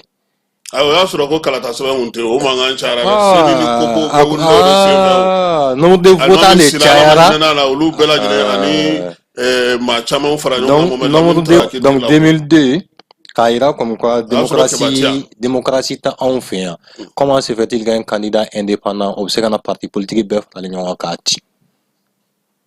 Parti politique ou même 2002. 2002, ATD m'a bête hier. Ah, faut prendre. Ah, ATD outil, Chogodi. ATD la barre de Kunda, un militaire de Kunda, à démissionnaire de Kanaka. Donc, parti politique, il servent à quoi au juste? 2002, premier tour là, c'était 38,31%. Oh, deuxième tour là, Mia élu 29,99%. D'accord. Donc, en maintenant, présidentiel 2007 là, 36,2%. 36,2%. 36,2%. Mim Bouarana Beo, il y a le premier tour de 2013. 48,98%. Alors, on a un quorum ça. Donc, à la deuxième tour, il y a le président 45,73%. À chaque fois, premier tour, on intéressé l'intaloma, famille, donc. On a tout n'a fora kuma do la ka foko fait achat de conscience que pour y attendre à voter. C'est le système démocratique qui fait là lula on est nanani ay enfin. Sinon élection on tient comme na jomo wati jomo ko da voter. On est nanana système. Donc on mobilisation ko warbe sara on est nanana système. Donc deuxième tour 45,73%. Amna présidentielle 2018 la premier tour Alpha ni ay Ibegani Soumaïla. Donc 42,70%. On regarde le taux de participation. Donc, deuxième tour, là, 34,42%. Il va gagner là. Donc, législative 2020, 35,58%. Référendum 2023, 38,23%. Au décaranina. Ame muntaka kuma do dafaya shen laba na kun ya foko akoko mo woro di market député malikono oluka députation wakati na oluka me assemblée kono ne kun filla jamma durudo ne kun yake ma woro jamma durude market député malikono yoro jume taudini et ce député là était considéré comme le mieux élu de l'assemblée. Le député le mieux élu de l'Assemblée avec 80%. Ay Maduro be Maduro no mo ka chani Maduro mais Maduro de isendo élection là ma nani votera pour Kelenta annulera parce que ale fila ke chocolat le ke ga dama ke nga yi beta choisi o kera o chocolat donc o de ga voix kera 80% qu'on est élu et c'était lui qui était considéré comme le mieux élu de l'Assemblée. Maduro. O kera kalata la jamana yo. Imu ta da ya fo. Sero bena. Donc, au démocratie sous de ba on fait en ko kama sinsin o de ga ko de ba on ko fo. Commune kati ma jol be na ga 200 000 personnes mais ils ont droit à 2 députés. 2 députés. Pour combien de personnes? Mais ni Maduro c'est comme que député élection mina a kasi ngama fi on ma c'est démocratie fo la. Donc parti politique munumbe no no bala ko liberté ko démocratie ko apa la dictature en ma dictature don folo mais ma c'est que ka nyafuye o kana be ko gala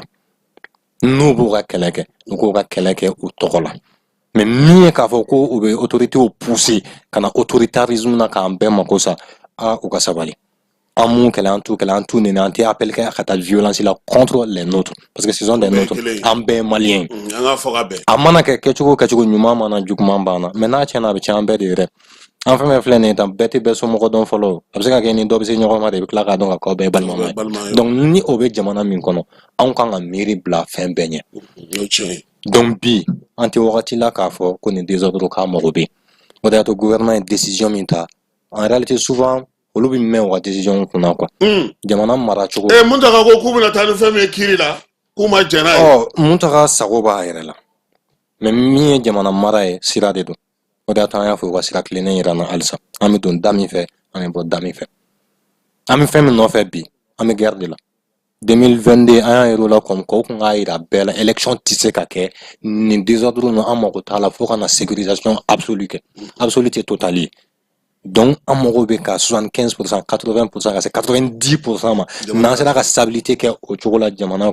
On verra comment mettre les mécanismes pour l'organisation d'une élection digne du nom. Mais Mala Ebolobi, est-ce que Charti Yelemali de Tananani, parce que partout Portugal sera nous avons Charti Yelemana, Domino Nabo Hakala, Charti pour transition Tignorona ou la Diamana, on a un côté particulier. Transition ma pour ma follow. Transition ma fin fofolo al no asoro ko transition de mo bla ka ke mais mo kon sa ko wera la ka fo malanta la on ni mo ko mara fando la do wera ko mara réseau ça ko mo côté politique là mais cette fois-ci ils ont jugé nécessaire ka ko mo côté politique ko la ame mo mari damele fo ya mo mari damele nyono chorowa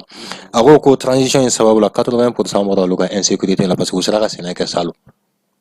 bi ko ne tan nga segila ça va un tomoktu muso do yo luko ko luka insécurité bi ko ni ka moto bi bolo ko ni ko kibeta 25 bi oluta de ko ka de o meka fakai oluta de ko ka moto kurabe minawla ko ni ko bi be bo dugo la 25 km kibeta fa ora fe ki ka moto be min ngo ala tanu ni moto do ram na ni mabo chance be nga moto kura soro ba ko ya dati ga moto shoya ne re da ka ulite ka da shoya ka moto bonyo ka tabo chama chela ka bonai o gara se be ngoro ya. Mais mon parti politique sera no charte courant au balo de voilà olu ka nyana ya glana politique ni la o yo muso fura la ka dion sora la ko dion ga entretien ka bien influencer ce go beso na ils ne pourront plus entretenir cette influence là et puis entretenir aussi ce respect dans la société tant qu'il n'y sera que mi se be ko do tan ni chera chew o tan ko don che o kala ne na fana kala ne ndo a Clinton bi anga zumana sa ko boala ka fa ko forma Marco c'était un espoir pour tout le peuple malien parce qu'aller conquérir le jamana qu'on a déuna mais c'est lui-même qui a détruit son parti avant de partir parce que jeune mounok m'a fait no jeune leader mounok m'a fait c'était des as mais ou be détruire kubla on camarade ou bala Etienne Fara flene ay ou détruire kubla ko sira be chena obulu bi ou seka Johnson tete debusole mais mon fana nyuma olu ma seka nyogon soro ka srat lenu no taw koro pour la na fora ko jamana ko te parti re la yini mi ou ya bode kono de ni se uma ou era ka janfa kololo fleno de kono parce qu'en réalité ou ya d'abord ko ou be jamana kono de fara nyon ou de chanter mowi mais en réalité aklara kana ke jamana kono de churuni ko era mako nyana ko oni okay la ti jito no la re imana ke kajugo ibe ko do ga shikunu bi ya bisarayi c'est programme do jigo ni ba fo ayen pour mabe yana ka fatu qu'il n'y a pas de brouillon en politique parce que tout rattrape en politique tout rattrape yi al virgule mi yela ma rom na bi rattraper ko fam mi ke shidra ka klinia o do ne bise ke kishi bi minnu bɛ mankancini ta ka pɛrɛn na i ye Zumana Sakɔ da mɛn fɛn dɔ la. ale kɔnna k'a ta fɔ a mɛnna. mun kama. Zumana y'a fɔ depuis transition na wagati k'u ka ɲɔgɔn minɛ u ka wuli k'u jɔ u ka sira kelen ta mais Zumana ma lamɛn dɛ. o de y'a to n y'a fɔ n ko politique Zumana ma lamɛn et puis ni parti yɛrɛ bɛ sen na yɛrɛ ni Zumana ka parti yɛrɛ tɛ se ka ɲɛ sɔrɔ parce que waribɔ ni giriw ni fɛn b'a la nin ye. o yɛrɛ tɛ a yɛrɛ confidence dɔ k'an ye ko min y'an tɔɔrɔ parce que ale filɛ nin patience b'ale la trop et puis a tɛ sama sama ni fɛ élection ninnu na c'est fait sciemment k'olu ka taux k'a dɔgɔya pourcentage élection non mais c'est ça donc jɔnni y'o kɛ a yɛrɛ ɲɔgɔn politique mɔgɔw o de y'a to 30e anniversaire la a kumar'u fɛ ko degun b'an kan k'u y'a bila an na parce que u ye économie k'a jɛnsɛn u yɛrɛ dama ni ɲɔgɔn cɛ olu minnu bɛ clan kelen kɔnɔ jamana marali poste minnu bɛ yen nɔ u y'a jɛnsɛn u yɛrɛ dama ni ɲɔgɔn cɛ mais Mali ko kun tɛ compétence ko kun tɛ fɛn min bɛ jamana nafa o kun tɛ Zumana ye tiɲɛ f'u ye o mais en réalité u m'a faamu wa u tɛ se k'a faamu fana parce que u fɛ k'o ye tiɲɛ ye ni ye san 30 sɔrɔ fɛn min na ka ban i bolo ko n'o tɛ ni i tɛ se k'a minɛ fɛn wɛrɛ ye minnu y'an mara o cogo la kunun olu denw de fana b'a la bi ko f'u kana anw mara donc n'u ma ɲɛ k'u b'a kɛ u k'a kɛcogo dɔn anw tɛ don violence la mais n'a fɔra sur la base des arguments la force des arguments u t'an ni kodɔn cɛ a la u nana na cogo min na an b'a dɔn u bɛ ka fonctionner cogo min na an b'a dɔn u bɛ ka sara cogo min na fan wɛrɛ mɔgɔw fɛ maa minnu bɛ na olu rencontre u bɛ passer anw fɛ u b'a dɔn don cogo t'anw na u bɛ taa olu nɔfɛ. Mala ne ka bamanankan de f'i ye an bɛɛ welelen don Kazim politique mɔgɔ foyi tɛ yen ninnu bolo nɔ minnu n'anw tɛ ɲɔgɔn dɔn mais en réalité degun dɔ fana y'anw sɔrɔ degun dɔ y'anw sɔrɔ ɲɛnamaya kɔnɔ mais hɛrɛ don quoi u b'a fɔ ko maa o maa ni Amadu Jikɔrɔ ni ɲɔgɔn k'i kunkolo tiɲɛna u b'o de fɔ anw ma parce que en réalité fɛn dɔ don anw yɛrɛ seko t'a la tuguni a b'a ye tiɲɛ kelen de fɔ an ye ɲɛnamaya kɔnɔ min b'an nafa ka se fɛn bɛɛ ma ko ɲɛnamaya ye sira kelen de i tilen n'i tilen bi bɛ gɛlɛya sini min nɔgɔya n'i ma fɛn sɔrɔ i b'i yɛrɛkun sɔrɔ k'o man dɔgɔn sɔrɔ o la bon jamana ko la an bɛ min dɔn a la an b'o fɔ an ti maa nɛni an ti maa dɔgɔ an ti maa lagosi mais n'i nana n'i ka kuma ye an bɛ kuma hakili b'e la cogo hakili b'anw yɛrɛ la ten mais politique ma mago ɲɛ anw ye wa an ma deli ka kɛ démocratie kɔnɔ donc n bɛ nin fɔ argument minnu tɛmɛna sisan dɔ ka na ko b'a sɔsɔ dɔw ko ko u ye ekɔliso caman jɔ ne bɛ ekɔliso joli dɔn jamana kɔnɔna la intérieur la bulidɔnni ye minnu jɔ ONG dɔw bɛ bulidɔnni olu y'a jɔ an bɛ ekɔliso baden dɔ dugudenw yɛrɛ u ka dugukolo fan dɔ fɛ ka ekɔliso jɔ u yɛrɛ an bɛ ekɔliso baden dɔ État ye minnu jɔ o bɛ 6e année ekɔliden minnu dɛsɛra ekɔli la o le ta k'olu ka enseignant IFM fɛ mun kalan bɛ sɔrɔ mun dɔnni bɛ sɔrɔ maa minnu gɛnna ka bɔ ekɔli la e b'olu ta ko ka tila ka taa walidenw kalan mais e yɛrɛ den tɛ taa yen n'a ye ekɔliso sugu jɔ o 6e sugu jɔ a bɛna fɔ an ye k'a ye ekɔli jɔ an bɛ dugu baden dɔ nɛgɛla ninnu minnu filɛ nin ye an kɔrɔ yan nɔ n ko mɔgɔw de tun bɛ cotiser dugudenw de tun bɛ cotiser ka enseignant sara ka l'école karamɔgɔ sara pour que a ka se k'u denw kalan administration jumɛn kɔnɔna la bi k'a fɔ ko a minɛlen tɛ ni nin mɔgɔ ninnu ye u yɛrɛ y'u fɛ mɔgɔ minnu bila k'a don u tɛ se ka administration lataa ɲɛ mais u ma don jamana ko la o donc u bɛ fɛn o fɛn kɛ a dabɔkun tɛ ko jamana ka ɲɛ o donc e bolo yɛlɛmaba de yɛrɛ de kan ka kɛ jamana kɔnɔ sisan ne ye min fɔ u ye refondation min fɔ refondation ye mot ɲuman dɔ ye mais en réalité on a besoin de la rupture totale système min yɛrɛ de bɛ yen a tɛ se k'an permettre ka taa quoi parce que en réalité c'est un système qui n'est pas organisé on ne peut jamais construire un pays qui n'est pas organisé développement ko kuma t'a la quoi parce que i taara fan o fan i bɛ taa blocage kelen de sɔrɔ yen min bilalen don sen kan k'a sɔrɔ bi maliyɛn bɛ diɲɛ fan o fan bɛɛ bɛ fɛ ka na hɛrɛ dɔ se a ka jamana ma surtout Asimi ye jɔda min ta an bɛɛ ye i bɛ k'a ka jamana développer ni jamana kɔnɔdenw ka investissement humain ni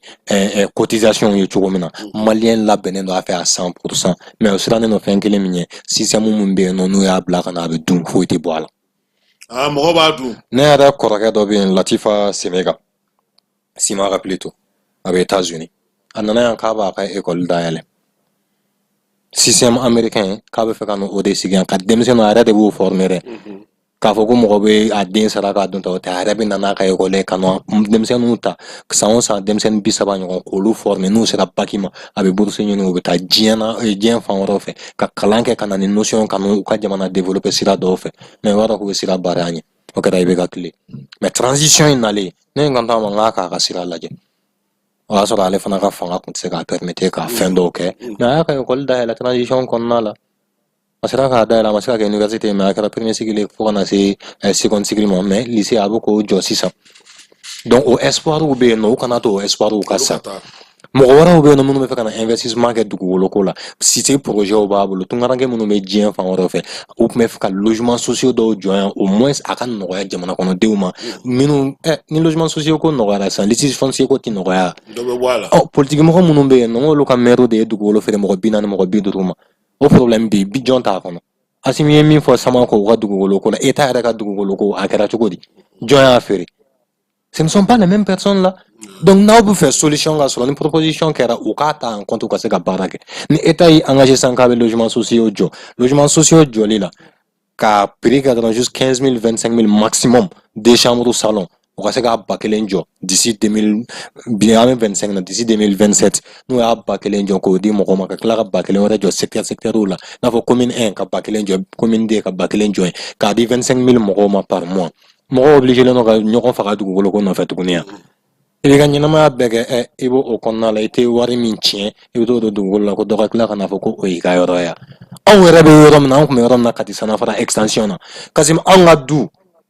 a tugulen don du min na ɲuman fɔ fana ka yɔrɔ don anw kɛra sababu ye a yɔrɔ in sɔrɔ a y'a san mairie fɛ k'a jɔli daminɛ a y'a ka suba suma jɔ mɔgɔ wɛrɛ nana so jɔ a kan ka tila ka taa n'a ye tribunal la k'a da to a la ɲumanya ta san Kati fɛ ni y'a ta san commune 3 fɛ u nana ko f'u k'anw fana ka yɔrɔ yɛlɛma commune 3 fɛ an ko k'a tɛ se ka kɛ mais mala bi donc maire y'o ɲagamini min kɛ maire tɛ min jugera o kama ouais mais bi ni ko san k'i bɛ nin bɛɛ falen est-ce que Kassim a ka nɔgɔn cogo di wallahi a ka nɔgɔn cogo di saya y'a kunkolo de wallahi baara in billahi taala Kassim san 1 ka jan nin bɛɛ refondation na san 1 ka jan billahi ka bɔ a la dɔrɔn o k'a ɲɛfɔ jamana kɔnɔdenw ye kelen u yɛrɛ k'u jɔ u jɔyɔrɔ la filanan ye jumɛn nata t'a la nege t'a la n ye n ka mɔgɔ bila nin yɔrɔ la n'a ma ɲɛ bɛ expulser ka bɔ yen parce que bi gɛn tɛ se ka kɛ o ne ye n ka mɔgɔ bila fan dɔ fɛ a y'a dilan ka ɲɛ a y'a kɛ ka tiɲɛ e tɛ se ka fɛn k'ale e tɛ se k'a bɔ yen ni e tɛ se k'a bɔ yen aw dun ta tɛ jamana ye jamana ye bɛɛ de tɛ a kan ka développer pour que bɛɛ k'i ni dungɔ sɔrɔ a kɔnɔ mais ni e ye mɔgɔ dɔ bila yɔrɔ dɔ la a tɛ k'a kɛ ka ɲɛ a tɛ se ka bɔ yen fana a tɔ bɛ tiɲɛ de e nana sɔrɔ mɔgɔ dɔw bɛ yɔrɔ dɔ la u tɛ ka se k'a baara kɛ ka ɲɛ mais wuli ka bɔ yen nɔ i ka mɔgɔ wɛrɛ ta ka na i mago bɛ nin objectif la a ka atteindre san 1 san 2 kɔnɔna la n'u bɛ se k'a kɛ o b'a kɛ n'u ma se k'a kɛ min kan ka da o kan o bɛ da o kan fo o sanction sugu de kana jamana mara la i bɛ fɛ yen bi problème entre i bɛ ni justice cɛ décision kelen pe a wulila ka bɔ yen pewu décision kelen pewu mais mala bi denmisɛnninlakaw ka ca politique la a caman kɛlen don an tɛ politique la sa an wari ɲini sira de kan wari ɲini sira wa wari ɲini sira dɔrɔn politique de la wari sɔrɔli ka teli i ma baara kɛ cogo di ta ne m'a f'i ye n ko u b'anw rencontre yan tubabu dɔ y'anw ka parcours tracé ka bɔ 2013 la ka na se fɔ sisan ma fɔ salon ma ka na k'a bɛ ne dɔn effectivement a bɛ ne dɔn a ye fɛn dɔw fɔ ne la a b'o dɔn ne tun bɛ association fɔlɔ min na n'o ye faso kanu ye a y'o kuma ɲɛfɔ an ye Mali tila kɛ cogo min a y'o ɲɛfɔ ne ko n ko tiɲɛ yɛrɛ la n ko u fɔrɔlen don k'a ka d'u ye k'an n'u ka jɛ ka baara kɛ u bɛ se k'an financer o y'a ku ne ye n kanto u ma n ko a ka di ne ye ka baara k'u fɛ koyi n ko k'a bɛ kɛ ne ka ɲɛkumu kan ne tɛ n faso janfa e ye ni ne y'o janfa e ye ça veut dire que e ye mɔgɔ ye ne ye bagan ye a ye an ka mɔgɔkɔrɔbaw sɔrɔ min na an tɛ sɔrɔ o la sira b'anw bolo quoi tilara ka n'a ye est-ce que anw ka laɲini ye Faransi ka na se anw fɛ yan pewu n'an ka autorité m'o fɔ mais ne yɛrɛ kɔni ka laɲini ye o respecte aussi parce que olu bɛ se k'o assumer mais anw ka laɲini yɛrɛ ye rupture totale avec vous bi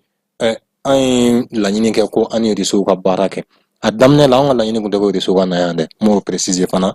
parce que mɔgɔ caman fɛ ko anw tun bɛ fɛ o ka na yan non anw filila o yɔrɔ la an b'a fɔ ten anw tun bɛ fɛ minɛn ka sɔrɔ a ka kɛ influence a ka kɛ couverture ye an bolo u bɛ se k'an dɛmɛ ka minɛn di an ka mɔgɔw ma parce que an ka kɛlɛcɛw kun ko k'u mago bɛ minɛn de la k'u mago tɛ anw na donc anw kun dara o la mais an tilara k'a ye réseau ka présence ye min ɲa jaw fanga kun ka bon ka tɛmɛ anw ka nin laɲini in kan manifin i bɛ dafa de i bɛ améliorer de ka taa fɛ au fur et à mesure i k'a dɔn k'a fɔ hakili ye fɛn dɔ ye i bɛ fɛn dɔ ye bi mais fɛn wɛrɛ b'o sanfɛ donc plus ça évolue là il faut évoluer avec mais nin bɛɛ la maa minnu bɛ yen bi olu caman jɔrɔlen ki an ye kibaruya minnu ye an n'an bɛ ka kuma minnu mɛn fɛn caman wɛrɛ bɛ ka bɔ ko in kɔrɔ par exemple dɔw ko bi ko min ye parti politique ye musaka min tun bɛ d'u ma o musaka tigɛra kabini transition nana transition tɛ ka u lamɛn fana o kɔfɛ transition nana ka na k'a bɛ n'u ci k'u kɛlen don sisan kɔni u mago t'u ni na ni transition min farati u bɛ na transition in de bɛ ka muru mɛn basiw kan na a bɛ k'a yɛrɛ de piéger. La transition est en train de se piéger elle-même. Muna? Merci. Era ne ɲininga. Malien ɲininga dɔrɔn. Ko jɛlen nɔ n'a ye ko ka taxe ni impôt ka kɛ ka politique mɔgɔw sara k'u ka politique baara kɛ. An ɲininga dɔrɔn. An mago bɛ santé ka améliorer pour que n'an banana an kana fɔ k'an bɛ taa furakɛ jamana wɛrɛ kan. E k'a fɔ ko o ma ɲɛ sɔrɔ fɔlɔ ko an ka wari ta ko di politique mɔgɔ ma k'a k'a ka denbaya balo n'o ye. A k'a ka ɲindɔn kow kɛ n'o ye. E b'o fɔ ne bɛ jɛn n'o ye cogo di? Taxe ni impôt ka sara ta k'e sara. Compliqué tɛ. Communication non mais bɛɛ ka baara kɛ. Ne bɔra an ka boutique de la ko datugu ka na yan. Hali n'a sɔrɔ n ti bɛrɛ sɔrɔ nka n bɛ min sɔrɔ min bɛrɛ bɛn an ma de. Mais politique mɔgɔ de ko bi nafolo man ca olu ka don ta ma. Sinon olu ye caman sɔrɔ dɛ. U ye du sɔrɔ a la ka muso furu a la ka influence sɔrɔ ka voyage k'a la ka diɲɛ yaala la. U ni diɲɛ opérateur économique caman ye ɲɔgɔn dɔn. U ni diɲɛ ONG caman ye baara kɛ ɲɔgɔn fɛ. N'o ma aw bɔ mun b'aw bɔ tuguni. Politique yɛrɛ de b'a dɔn a la. Parce que min faso fɛ m'a bɔ n kun k'a dɔn a la. Mais n'i ma so ma ça veut dire que ma politique daminɛ fɔlɔ. Bon an ka mɔgɔw ti politique la yan. Politique ma deli ka kɛ yan nɔ de 91 à aujourd'hui. Politique kelen min kɛra anw fɛ o kɛra Modibo ninnu USRDA ye fɛn min kɛ. U y'an sama ka bɔ jɔnya kɔnɔ ka na n'an yɛrɛ o ma hɔrɔnya kɔnɔ. An nalen yɛlɛma hɔrɔnya kɔnɔ Modibo ye kuma kelen de fɔ an ye min b'a ka discours kɔnɔ k'an kan ka min retenu. A ko la République du Mali est née. Le Mali continue. Le mot Mali continuera à résonner comme un gong sur la conscience de tous ceux qui ont œuvré à l'éclatement de la Fédération du Mali ou qui s'en sont réjouis. Nous restons mobilisés pour l'idée de fédération qui, malgré tout, demeure une sémence virile de l'unité africaine. Nous avons perdu une partie, mais nous gagnerons la manche, Inch'Allah. Les puissances d'argent, les forces rétrogrades et impérialistes n'y pourront rien au défi de Bamolo qu'a relevé. Olu jɔra yɔrɔ min na an kan k'o garanti ka tila ka yɛlɛn ni o ye sanfɛ bi an c'était aussi la dynamique dɔ kɔnɔ bi yan c'est pourquoi ni ne ye transition ka baara ye minnu ka ɲi olu yɛrɛ bɛ tila ka o kɛ kɛrɛfɛ ko ye ka tila ka na manamanamɔgɔw bɛ ka fɛn min yira quoi u bɛ tila ka k'u bɛ siran o ɲɛ quoi sɛbɛ ko yɛrɛ ye fɛn min aw y'olu kɛ olu bɛ se k'o sinsin mun kan bi politique mɔgɔw jɔlen tɛ jɔ sen kelen na minnu b'u nɔfɛ olu jɔn tɛ jɔ sen kelen na o yɛrɛ de bɛ k'u jɔ k'u miirina n'u ka baaraw kɛ jamana kɔnɔdenw ka laɲini ye fɛn min ye n'u y'o ta an kan n'o de fiyɛ administration gɛlɛya min b'an kan n'u y'o wuli ka bɔ yen san kelen administration ye jumɛn o bɛ juge de paix minnu bila ka taa intérieur la préfet minnu bɛ yen sous préfet minnu bɛ yen gouverneur minnu bɛ yen n'u m'o ɲɛsin an ma a bɛ kɛ problème ba de y'o ta la u ka baara kɛcogo ka yɛlɛma baara kɛcogo ka yɛlɛma qu'il soit plus proche des populations qu'il soit plus juste aussi jamana baara ye jamana baara de ye quoi i ni dun tɛ réseau tɛ créé yen nɔ i tɛna taa jamana kɔnɔdenw ni tɔɔrɔ ka d'u la ka dɔ ta ka dɔ fisaya ni dɔ ye voilà donc ni o sera ko olu kɛ association sugu dɔw la ka taa sɔrɔ dɔw sigi sen kan mais c'est o de bɛ ka kɛ business yɛrɛ de bɛ yen nɔ business yɛrɛ de bɛ yen ɲɛsuma sɔrɔ cogoya si la a ko la anw bɛ o gɛlɛya minnu décrier kuma dɔ a fɔli bɛ guwan u la mais en réalité tiɲɛ de don fo ka falen n'a ma falen an t'i yɛlɛma o n'i bɛ baara la naga kɔrɔla dugu ninnu kɔnɔ i k'a dɔn k'a fɔ i bɛ dugudenw de ye mais c'est ça i ka baara kan ka bɛn o de ma mais o de bɛ yen i man ka taa don jɛkulu ni fɛn na ka min bɛ taa kɛ ni min yera tile kelen i b'a dɔn fɛn min ka nɔgɔn yɛrɛ Kasim jamana kɔnɔ den kelen mana tɔɲɔ ɲɛmaa dɔ fɛ k'a wuli ka bɔ yen pour rassurer davantage les peuples protection foyi tɛ jamana la peuple kɔ ɲɛmaa foyi tɛ ɲɛnamaya kɔnɔ k'a fɔ k'i bɛ se ka protéger ni peuple tɛ Erdogan o tun tɛna coup d'état k'a la wagati dɔ la a ka jamana kɔnɔ américain tun tɛna kɛ o tun ma s'a la ka ban mais mun kɛra k'a sauver c'est les Russes qui ont intervenu. Ils ont intervenu comment? People fɛn min bɛ yen nɔ bɛɛ ye message sɔrɔ instantanément. Fɛn min kun ɲɛsinnen don u ka jamana ma u y'a dɔn. U ko k'u ti jɛn n'a Américain k'u ka jamana bin. U wuli cogo filɛ ne ka jamana kɔnɔ ɲɛmɔgɔ sauver. Hali n'an ti u fɛ mais u bɛ ka fɛn min k'an ye on est reconnaissant envers ça. Fɛn ye personnel de ye o ti diyagoya ye sa a kana mɔgɔw ka fɛn ɲini. A ye mɔden kan. O man ɲi. O de man ɲi.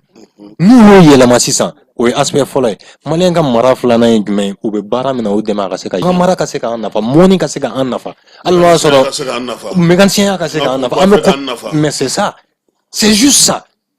impôt ko ni taxe ko ninnu o k'a revoir an kun ye proposition min kɛ o kun bɛ se ka taa nin bɛɛ fɛ a ma se a ka fɔ ko n'u sera péage la kuma bɛɛ k'u ka wari sara o k'a kɛ abonnement ye abonnement mensuel bɛ san bɛ yen kalo bɛ yen o k'a kɛ o kɛcogo la. Sécurité bɛ se ka na u la na cogo min na u k'o fana sira ɲini dɔrɔn pour que jamana kɔnɔdenw minnu bɛ voyager ni min tɛ ordre la a y'a yira u la depuis gare la i tɛ se ka don pour ne pas nous retarder sur la route parce que problème bɛ créer o donc a kuma ka ca mais a ka nɔgɔn a si ti ɲa f'olu yɛrɛ de k'u ɲɛsin a ma de façon concrète sinon bi Madina jɔn bɛ se ka k'a ti baara la maa si tɛ se k'a fɔ gros porteur minnu filɛ nin na a filɛ ne ka solution sɔrɔ olu la. alma soro sigoro manya ko so dame laga fenti yoro ko so oh angone hageto go kumala brit lobilao ay ale nga je lobila mala anse ka walk moyna ni amanda do ko nyere bela jile me ka ke min kama o e ka fo bi ma chama ya yira ka fo concertation laba min kɛra laɲini minnu kɛra o kɔnɔna na laɲini kɛlɛman fila bɛ yen o ye ka jamanakuntigi ko k'a to jamanakuntigiya la ko san 5 yaasa ni AES mɔgɔw ka se ka baara kɛ ani fana AES ko in an ka jamana jɔyɔrɔ ko la bi yɛrɛ y'a ye k'a fɔ ko wulikajɔ caman bɛ ka kɛ hali min ye kuranko ye AES jamanaw nana yan maloko ni baloko yɛrɛ bɔra k'o kumaw fɔ